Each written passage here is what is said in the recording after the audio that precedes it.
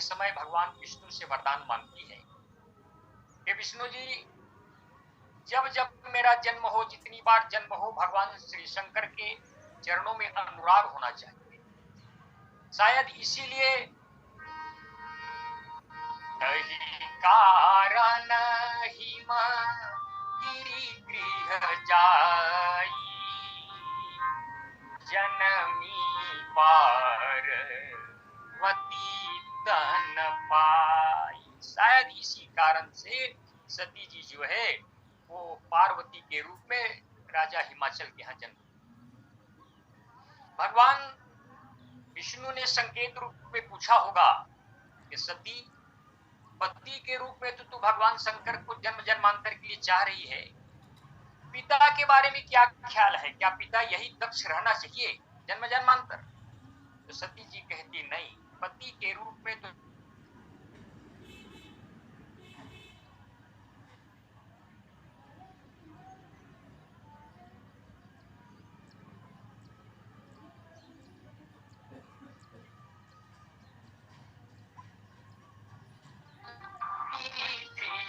जाई, जनमी पार्वती तन पाई, जनमी पार्वती तन पाई।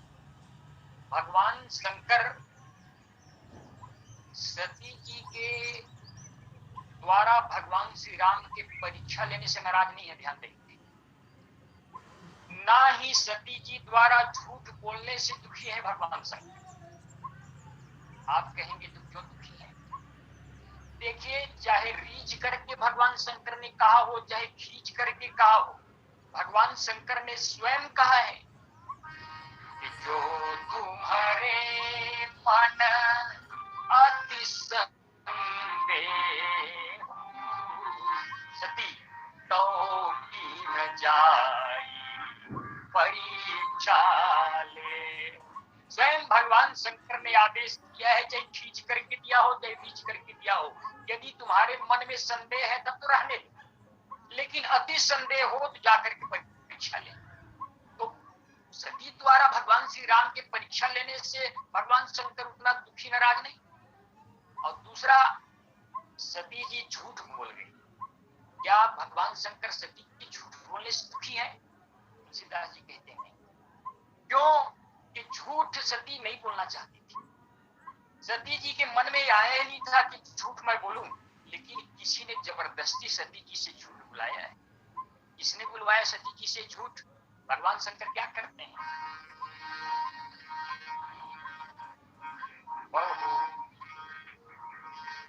बहुरी राम यही सिरनावा। भगवान शंकर ने भगवान श्री राम के माया को प्रणाम किया। क्या है? प्रेमी सती जय झूठ का। जिसने सती जी को प्रेरित करके झूठ कहलाया, तो भगवान श्री राम के माया ने सती जी से जबरदस्ती बुलवाया, इसलिए शंकर जी। और स्वयं शंकर जी के कहने से सती जी ने परीक्षा ली, इसलिए शंकर जी दुखी नहीं। तो शंकर जी दुखी किस बात से? तुलसीदास जी कहते शंकर जी केवल इस बात से दुखी हैं, सिय बेस सती जो कीन्हतहि अपराध शंकर परिहरि। सिय बेस सती जो कीन्हतहि, जो कीन्हतहि, जो कीन्हतहि। सती ने सीता का वेश बनाया, इसी अपराध के कारण भगवान शंकर ने छोड़ा, ना तो परीक्षा लेने के कारण और ना ही झूठ बोलने के कारण। और शंकर जी ने सती जी का त्याग करते समय एक ही बात कहा कि मुझे सती जी से कोई प्रॉब्लम नहीं है। पारमा पुनीत न जायत जी, सती परम पुनीत है, लेकिन इसने सती का वेश बनाया इसलिए यही तन सती ही भेंट मोहि नाही, शिव संकल्प इन्ह मन माही। भगवान शंकर ने कहा सती से मुझे कोई प्रॉब्लम नहीं है, सती के द्वारा प्रभु श्री राम के परीक्षा लेने से मुझे कोई प्रॉब्लम नहीं है, ना सती जी के झूठ बोलने से मुझे कोई प्रॉब्लम है, सती ने सीता का वेश बनाया इससे मुझे समस्या है। तो इस तन से जिस तन से सती ने सीता का रूप बनाया, यह तन मुझे ग्राह्य नहीं है। और तन पर किसी ने कहा भोलेनाथ मान लो सती ने अपना तन बदल दे तब क्या करेंगे? भगवान शंकर ने कहा मुझे कोई प्रॉब्लम नहीं है। इसलिए तुलसीदास जी लिखते हैं, जनमी पार्वती तन पाई, सब बिल्कुल फिट कर दिया। यही तन सती भेंट मोहि नाही, जन्मी पार्वती तन पाई। सती तन को त्याग करके उसने पार्वती का तन स्वीकार किया, ग्रहण करके जन्म लिया। ही कारण हिमगिरी भी जाई, इसी कारण से हिमाचल के यहाँ जाकर के पार्वती ने जन्म लिया। तो शंकर जी को तन से परहेज है। और फिर ये देखिए माया विद्वानों ने कहा कि सती जो है वो तार्किक थी, इसे जिज्ञासा भी कहा गया। राम जी के बारे में उन्होंने तर्क किया, श्रद्धा के अभाव देखा गया। तो श्रद्धा बनने के लिए क्या करना पड़ेगा कि भगवान के प्रति विश्वास होगा, विश्वास करना पड़ेगा। ईश्वर के प्रति विश्वास नहीं है तो भगवान के प्रति श्रद्धा भी नहीं होगी। तो विश्वास जो है ये अचल विश्वास होना चाहिए। इसके पर्वत का एक नाम अचल भी है। और शास्त्रों में तो पर्वत को पावन पर्वत वेद पुराना कहा गया है। ये वेद पुराण ही पावन पर्वत है। राजेश्वरन जी बहुत सुंदर बात कहते हैं कि यदि वेद पुराण के ज्ञान होने के बाद भी व्यक्ति के जीवन में अहंकार आ गया तो उसमें श्रद्धा नहीं आ सकती, अहंकार नहीं आना चाहिए। तो एक ओर विश्वास के प्रतीक अचल विश्वास हिमालय है, तो दूसरे ओर है निराभिमान अभिमान शून्य वृत्ति जो है वो मैना। मैना के बारे में ये कहा गया मैं ना, मैं यानी अहम, अहंकार जहां ना हो वही मैना है। विद्वानों ने कहा एक पक्षी भी होता है मैना, और माता पार्वती के माँ के भी नाम है मैना। तो मैना की विशेषता क्या है? और एक पशु होता है बकरा। विद्वानों ने बहुत सुंदर बात कहा, मैना ने मैना कहा मोल भयो 10 बीस, मैना ने मैना कहा मोल भयो 10 बीस, बकरे ने मैं कहा तो आन कटायो शीश, आन कटायो शीश। तो मैना यानी अभिमान शून्य वृत्ति, अभिमान नाम क्लेश मात्र न हो। तो जहां अभिमान नहीं होगा और जहां हिमालय जैसे अचल विश्वास होगा वही श्रद्धा का जन्म हो सकता है। इसीलिए दही कारण हिम गृह जाई, जनमी पार्वती तन पाई, जनमी पार्वती तन पाई। एक और भाव लगता है, यद्यपि ये कहा तो नहीं जा सकता, लेकिन जब हम और आप जब पूजा करते हैं तो कभी कभी अगरबत्ती हमारे हाथ में छू जाता है, कितना कष्ट होता है। एक अगरबत्ती के छूने से कितना कष्ट होता है। तो सती जी योगाग्नि में यज्ञ के कुंड में जब कूद गई तो शरीर जब जला होगा तो कितना कष्ट हुआ। और यदि शरीर जल रहा हो तो उसकी शांति के लिए एकमात्र उपाय है, वो है बर्फ। ध्यान देखिए, बर्फ के द्वारा, बर्फ लगाने से जितना शांति मिलती है जले हुए व्यक्ति को, उतना शांति अन्य किसी उपाय से नहीं। एक घटना और आप सुने, जब हम हनुमान धारा के चित्रकूट में, तो वहां के पुजारी से हमने पूछा कि हनुमान धारा की महत्ता क्या है, इसकी कथा क्या है। तो उन्होंने कहा कि श्री हनुमान जी महाराज जब लंका को जलाए, यद्यपि हनुमान जी के बाल बांका नहीं हो सका, लेकिन हनुमान जी के शरीर में एक दाहक पैदा हो गया, एक ताप पैदा हो गया। तो कहा गया कि हनुमान जी आप जाकर के चित्रकूट के हनुमान धारा में विराजमान रहो, जहां आपके ऊपर हमेशा पानी गिरता रहेगा, जल धारा प्रवाहित होता रहेगा, जिससे ये शरीर की जो जलन है वो मिट जाएगी। इसका अर्थ ये हुआ शरीर के जो जलन है वो ठंडक से मिल सकता है। तो सती जी की जो शरीर है जल रही है, वो जली, तो इसके शीतलता के लिए क्या उपाय है? कहा हिमालय के यहाँ इनको भेज दो, हिमालय में बर्फ ही बर्फ है, वहां शायद शांति मिलेगी। और तही कारण हिम गृह जाई, जनमी पार्वती तन पाई, जनमी पार्वती तन पाई। इसीलिए सती जी का जन्म हिमालय के यहाँ हुआ कि कहीं वहां शीतलता प्रदान हो, जले हुए शरीर में जो दाहकता है वो शांति प्रदान करे। देखिए विद्वानों ने कहा कि सती का पुनर्जन्म है पार्वती, और बिल्कुल पुनर्जन्म की स्थिति यहाँ पर निर्मित है। तुलसीदास जी यहाँ लिखते हैं कि एक समय ऐसे आया कि जब सती को उमा कह के संबोधन किया गया। ध्यान देंगे, एक समय ऐसे आया कि सती को उमा कह के संबोधन किया गया, और एक समय ऐसे भी आया कि पार्वती को सती कह के संबोधन किया। इससे पता चलता है कि पार्वती और सती एक ही है। अभी परम पूज्य शर्मा जी से हम श्रवण कर रहे थे कि जब सती सीता जी के वेश बना करके राम जी के सामने पहुंची तो लक्ष्मण जी ने यही संबोधन किया। लक्ष्मण जी ने क्या देखा? सती नहीं देखा।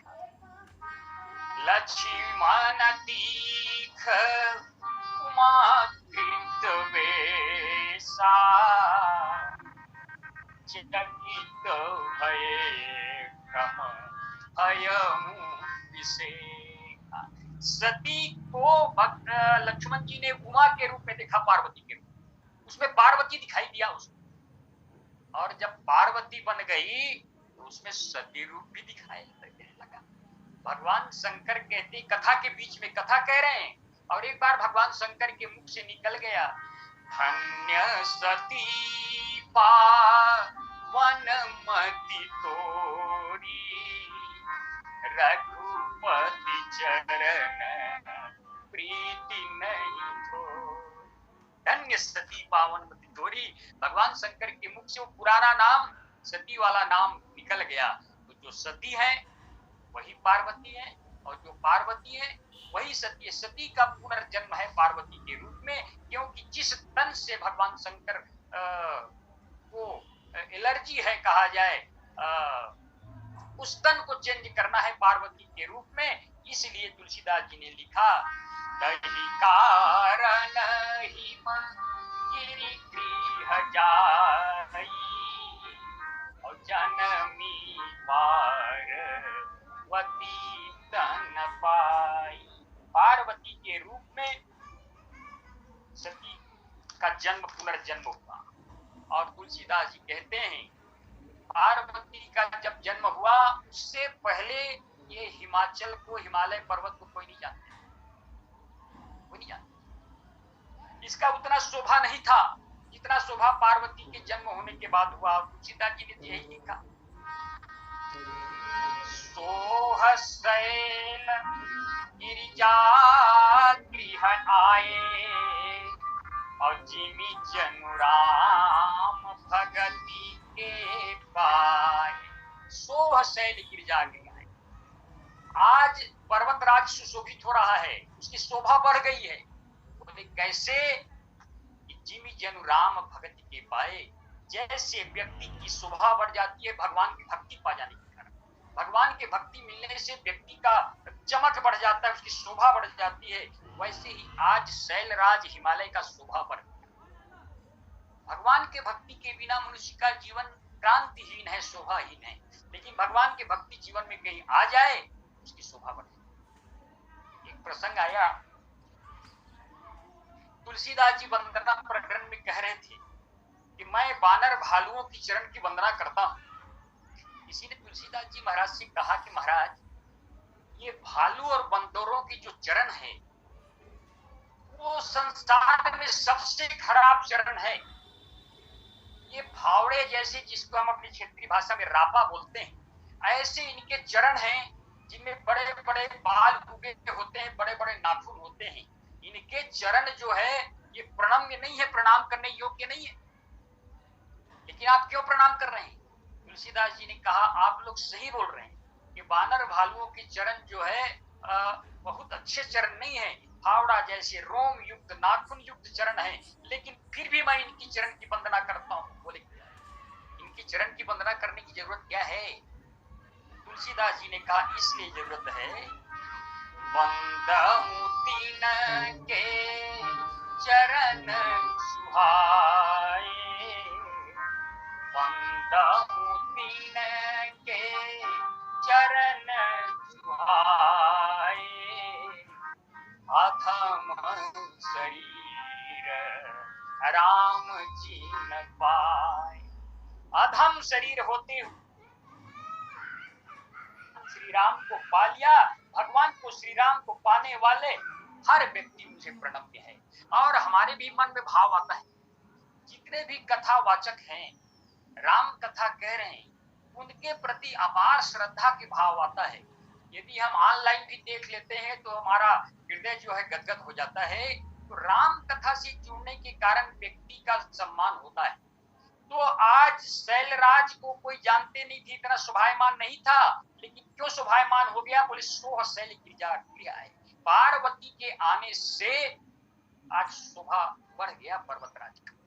जिमी जनु राम भक्ति के पाए, जैसे राम भक्ति कोई पा जाए, राम के कथा पा जाए और राम के कथा सुनने का अवसर मिल जाए, उसकी शोभा बढ़ जाती है।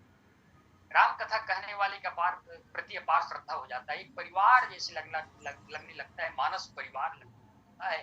तो आज तुलसीदास जी लिखते हैं, सोह शैल गिरजा गृह आए, जिमि जनु राम भगति।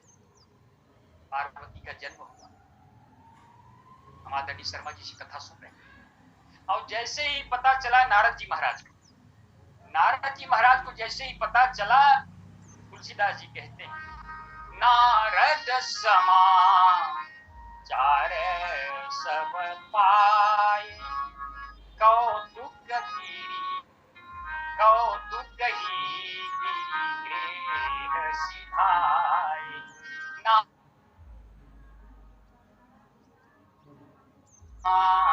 नारद समान चार सब पाए। नारद जी ने जैसे ही चला कि पार्वती का जन्म राजा हिमाचल के यहाँ हो गया है, तो वहां पहुंचे। देखिए नारद जी कहीं भी आ जा सकते हैं। अभी हम शर्मा जी सुने, गति सर्वत्र तुम्हारी, नारद जी की गति हर जगह है। नारद जी देवताओं के पास जाते हैं, नारद जी दानवों के पास भी जाते हैं, राक्षस लोग भी नारद जी का सम्मान करते हैं।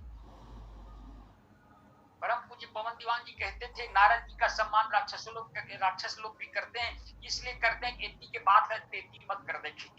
नारद जी को डरते थे, राक्षस लोग भी डरते हैं, इसलिए नारद जी हिमाचल के यहाँ पहुंचे। और तुलसीदास जी कहते हैं, हिमाचल ने नारद जी का पद प्रक्षालन किया और पद प्रक्षालन करके उस जल से अपने महल में सिंचाई किया। परम आदरणीय शर्मा जी से हम लोग सुन रहे थे। और तुलसीदास जी एक बात लिखी वहीं पर, और इतना करने के बाद हिमाचल ने कहा, आज मुझसे बड़ा भाग्यशाली कोई नहीं है, निज सौभाग्य बहुत गिरिवरना, सुता बोली मेरी मुनि चरना, निज सौभाग्य बहुत गिरिवरना, सुता बोली मेरे मुनि चरना। आज मुक्त कंठ से हिमाचल राज ने कहा, मुझसे बड़ा भाग्यशाली संसार में कोई नहीं। देखिए, एक है भाग्यशाली और एक है अभागा। ये दोनों रामचरितमानस में आए। किसी ने हिमाचल राज से कहा, आप अपना सौभाग्य क्यों समझ रहे हैं? हिमाचल राज ने कहा, देख नहीं रहे, एक संत परम विरागी संत बिना बुलाए मेरे यहाँ आ गए, ये सौभाग्य नहीं तो क्या है? तुलसीदास जी भी संकेत करते हैं, किसी के घर में, किसी के नगर में, किसी के मोहल्ले में संत बिना बुलाए आ जाए, इससे बड़ा सौभाग्य कुछ नहीं हो सकता। दूसरी तरफ घर में बसे गुसाए संत, महल में बसे गुसाए संत, नगर में बसे गुसाए संत कहीं नगर छोड़ करके, मोहल्ला छोड़ करके, हमारे घर छोड़ करके चला जाए, इससे बड़ा दुर्भाग्य कुछ नहीं हो सकता। तुलसीदास जी लिखते हैं, श्री हनुमान जी ने लंका को जला करके राख कर दिया, तुलसीदास जी रावण को अभागा नहीं कहा। हनुमान जी ने अशोक वाटिका के एक एक वृक्ष उखाड़ करके समुद्र में डाल दिया, बाघ उजाड़ सिंह महाबोरा, रावण को भागा नहीं था। अक्षय कुमार जैसे पुत्र जिसका क्षय कभी नहीं होता, ऐसे अक्षय कुमार का वध श्री हनुमान जी महाराज ने कर दिया, रावण को अभागा नहीं कहा गया।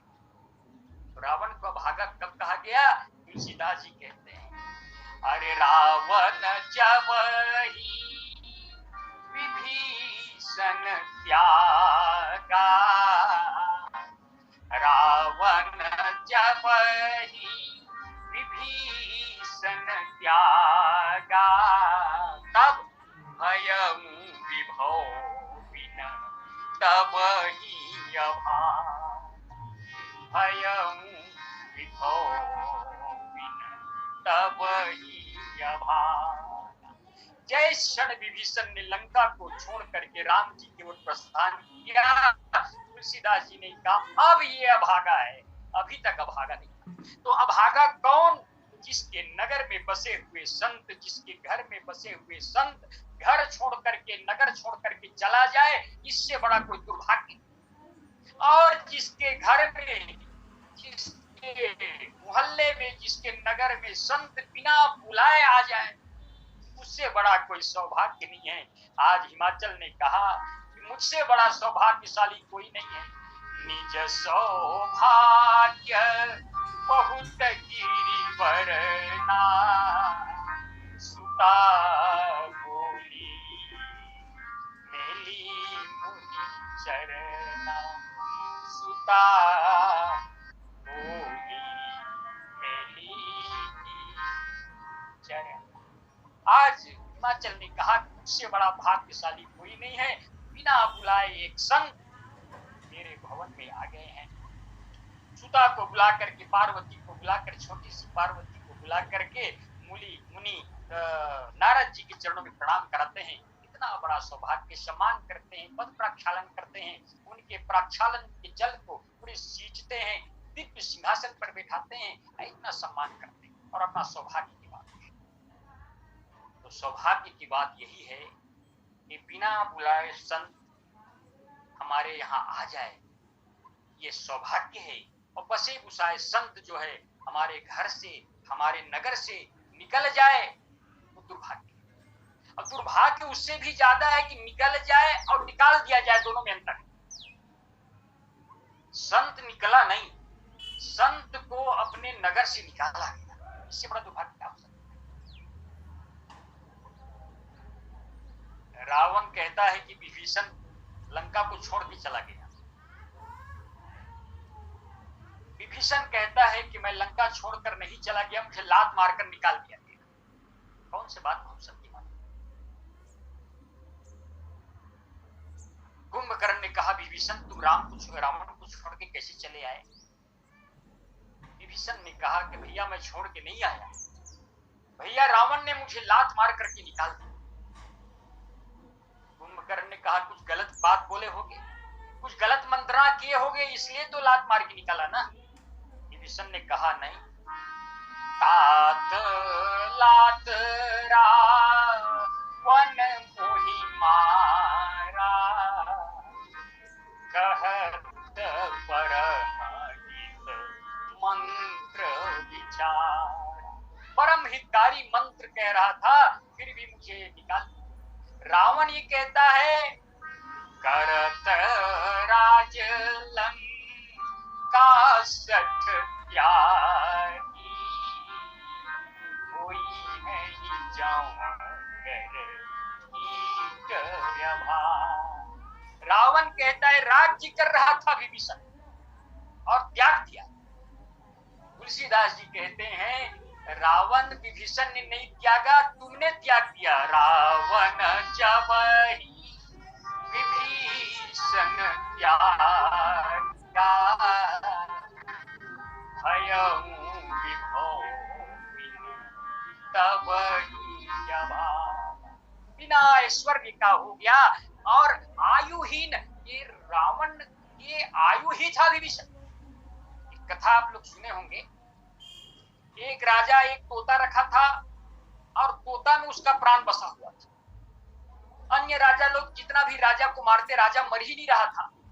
तो कहा क्या किया जाए। किसी महात्मा ने बताया कि राजा के प्राण तो तोते में बसा हुआ है, तोते को मार दोगे तो राजा अपने आप मर जाएगा। और जैसे ही तोते को मारा गया और राजा मर गया। महाभारत में कथा आई है द्रोणाचार्य के बारे में, यही कहा गया कि जब तक अश्वत्थामा नहीं मरेगा द्रोणाचार्य मर ही नहीं सकता। उनका प्राण अश्वत्थामा में था, धर्मराज के द्वारा कहलवाया गया। आप कथा जानते हैं। तो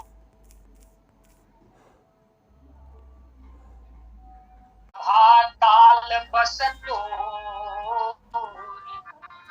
मैं रघुवीर शरण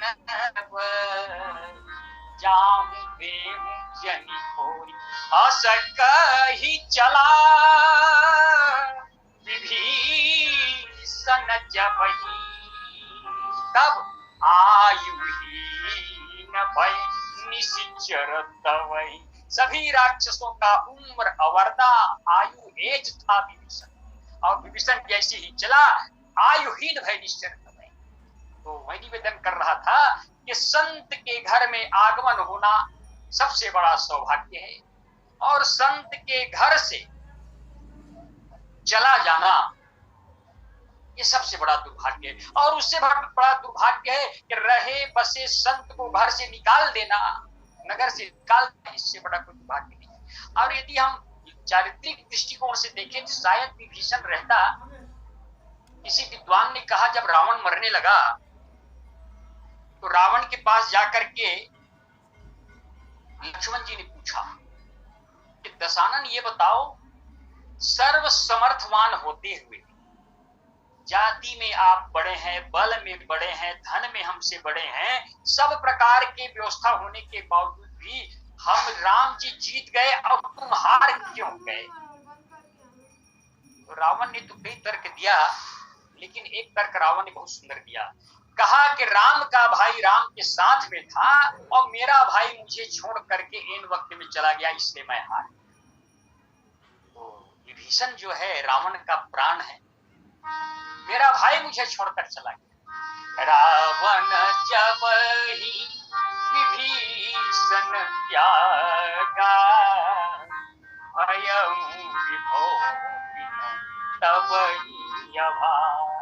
यदि लीला के दृष्टिकोण से देखें तो विभीषण रावण के साथ में रहता तो राम जी को और ज्यादा कठिनाई होती रावण को मारने में, क्योंकि जब राम जी के मस्तक पर पसीना देखा गया कि रावण को नहीं मार पा रहे हैं तो राम जी ने विभीषण की ओर देखा।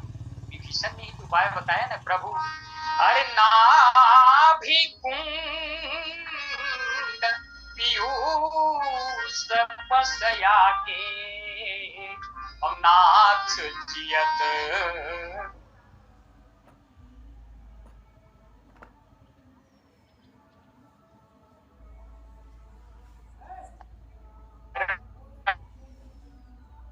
उपाय कर रहा था कि संत के चला जाना दुर्भाग्य है और संत मिलन होना बड़ा सौभाग्य है, क्योंकि संत मिलन सम सुख कछु नाहि अब नहीं दरिद्र सम दुख जग माही।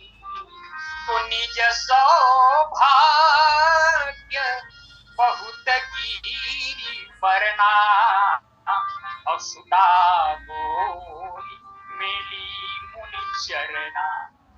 अपने सौभाग्य का बखान करने के बाद हिमाचल राज ने नारद जी के चरणों में पार्वती जी को डाल दिया, अर्थात पार्वती को प्रणाम किया और कहा कि मुनिनाथ त्रिकालज्ञ सर्वज्ञ तुम गति सर्वत्र तुम्हारे। त्रिकालज्ञ सर्वज्ञ तुम गति सर्वत्र तुम्हारे।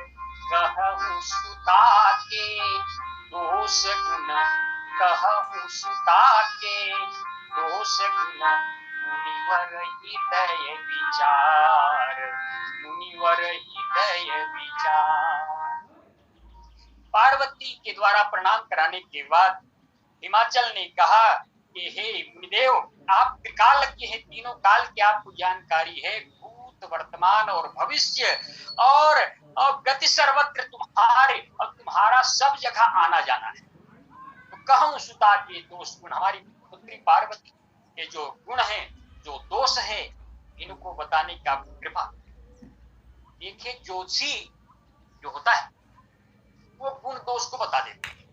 भगवान शंकर भी ज्योतिषी के रूप में गए, आजकल भी ज्योतिषी लोग घूम रहे हैं, आजकल भी ज्योतिषी, ये दो चार ऐसे पॉइंट पकड़े रहते हैं ज्योतिषी लोगों को विश्वास हो जाता है। बिल्कुल निश्चित आप कह रहे हैं महाराज, बिल्कुल 100% सही। पहला बात तो आजकल की ज्योतिषी बात कर रहा हूँ, त्रिकाल की ज्योतिषी की बात नहीं कह रहा हूँ। वो पहला बात कहेंगे तुम कमाते हो लेकिन बच नहीं पाता है। सभी संसार में व्यक्ति को ऐसा लगता है कि मैं वास्तव में बहुत कमाता हूँ, बचता नहीं है, लेकिन ये प्रकृति का नियम है, बचता नहीं। उसको लगता है महाराज जी बिल्कुल ठीक है। दूसरा वो कहेंगे आप सबके हित चाहते हैं, आपके हित चाहने वाले संसार में कोई नहीं। हर व्यक्ति को ये लगता है कि मैं सबका हित करने वाला हूँ, मेरा ही हित करने वाला संसार में कोई नहीं है। ऐसा दो चार हम जब बहुत छोटे थे, एक लीला में जोकर कह रहा था कि मुझसे बड़ा ज्योतिषी संसार में हो ही नहीं सकता। अच्छा, आपसे बड़ा ज्योतिषी संसार में कोई नहीं हो सकता। कहा मैं जो बात बताऊंगा वो 100% ठीक होगा, 100%, 99 नहीं 100%। वो कहा करते थे कि देखो तुम्हारे बारे में मैं बताता हूँ, तुम भोजन करके उठते हो तो तुम्हें भूख नहीं लगती। अब किस व्यक्ति को भूख लगेगा?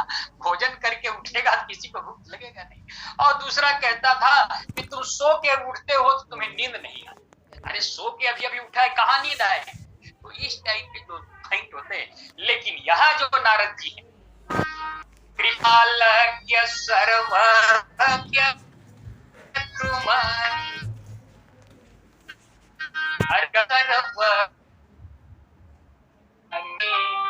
दोष गुण मुनिवर हृदय विचार, मुनिवर हृदय विचार। आज हिमाचल कह रहे हैं कि मुनिवर आप त्रिकालज्ञ हैं, तीनों काल की बात जानते हैं, सर्वत्र आपकी गति है, आप सबके पास जाते हैं, ब्रह्मा के पास जाते हैं, विष्णु के पास जाते हैं, भगवान शंकर के पास जाते हैं। तो आप जो गणना करेंगे वो सबसे सटीक होगा। आप बताइए। नारद जी पार्वती जी की हस्तरेखा देख, हस्तरेखा देखने के बाद कहा वो ऐसा रेखा तो पहले बार नहीं देखा, जो सर्व गुण संपन्न हो, सर्व लक्षण से युक्त हो। और आगे प्रसंग भी आया कि नारद जी ने जान लिया कि जगदम्बा है, ये मैना की बेटी नहीं है। जब मैना जी ने आगे चलकर प्रसंग आएगा,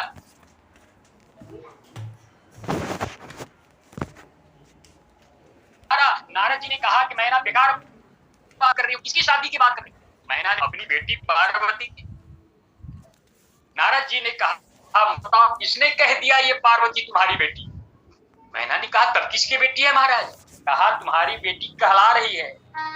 अरे मैना सत्य सुनहु मम वाणी, और जगदम्बा तव सुता भवानी। जगत की माता आज तुम्हारी पुत्री बनकर के आ गई है मैना, इसलिए पुत्री के विवाह की चिंता की जाए, माँ के विवाह की चिंता किसी को करने की जरूरत नहीं है। नारद जी ने कहा कि सब लक्षण और संपन्न कुमारी, और होई है संतत यही प्यारी, और सदा चल यही कर यही वाता, और यही तेजस भई है प्रीत माता। नारद जी ने कहा सदा अचल इनकर अहिवात, अहिवात हमेशा अखंड रहेगा, सदा अचल रहेगा। क्यों रहेगा? कारण होना चाहिए। अहिवात समाप्त कब होता है किसी नारी का? अहिवात तब समाप्त होता है जब उसके पति मर जाए, और उसके